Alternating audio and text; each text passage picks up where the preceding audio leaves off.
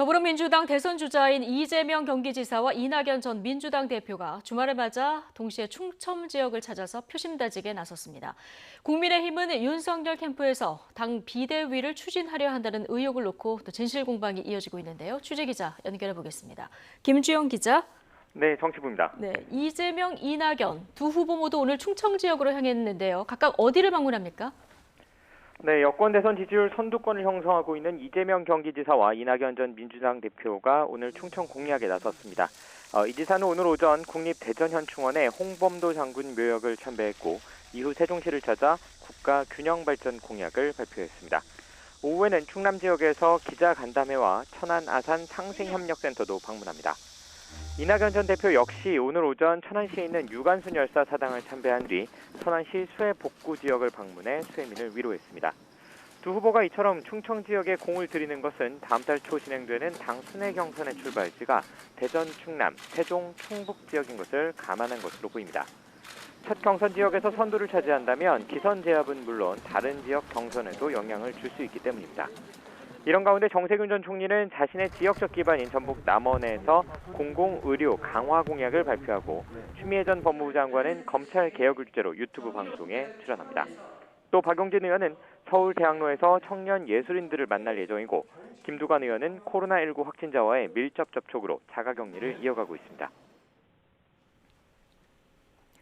네, 국민의힘은 당내 갈등이 좀 봉합되나 싶었더니 이번에는 비대위 진실 공방이 벌어지고 있어요. 네, 앞서 유력 대선 주자인 윤석열 전 검찰총장이 당내 대선 주자 비전 발표에 참석하기로 하면서 국민의힘 내부 갈등이 잦아드는 듯 보였는데요. 이번에는 비대위 추진 진실 공방으로 갈등이 다시 번지는 분위기입니다. 윤석열 캠프에서 김종인 비대위 추진을 검토하고 있다는 기사가 보도되면서 문제가 생긴 겁니다. 당내 대선 주자인 최재형 전 감사원장은 자신의 SNS에 국민과 당원이 선출한 리더를 구태로 흔드는 꼰대 정치이자 변화를 바라는 국민의 열망을 외면하는 자폭 정치라고 비판했습니다. 홍준표 의원도 SNS를 통해 당 대표를 흔들어 당권을 장악하고 대선 패배 후에 공천을 보장받을 심산이라면 정치를 그만두라며 나이가 어려도 당 대표는 당의 최고 어른이라고 강조했습니다.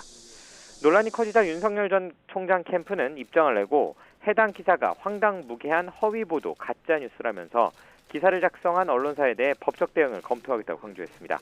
또 최 전 원장에 대해서는 가짜뉴스를 활용해서 정치 공세를 취했다며 유감이라고 밝혔습니다. 이에 대해 이준석 국민의힘 대표는 MBC 라디오에 출연해 당 대표로서 이런 얘기가 나오는 것이 불편하다면서 각 캠프가 이런 유언 비어를 확산하지 않았으면 한다고 밝혔습니다.